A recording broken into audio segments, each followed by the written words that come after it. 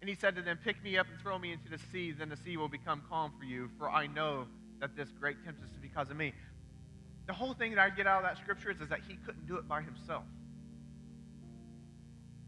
He knew what the cause and the problem was in his life, but he couldn't make the change and do it himself. He was going to let everybody else go down with that sea, with that storm. He was going to allow that to happen. He was going to make them make the choice for him. And that's what they ended up doing. They're like, we're going to go down. But the big thing about Jonah was that he couldn't do it.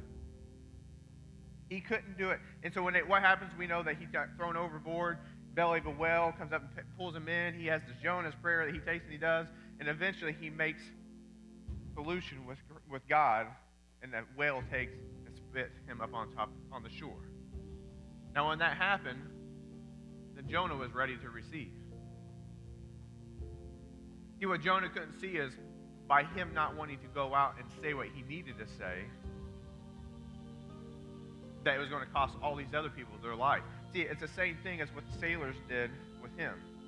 Those people couldn't get out of their own ways to fix their own life, even though they probably knew they were doing wrong, but they needed somebody to come in and tell them.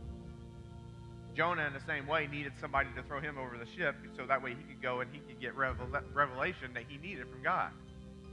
Neither one of them knew what was going on, and both of them were used as a pawn by God to say, I'm going to use you even though you don't know what you're doing.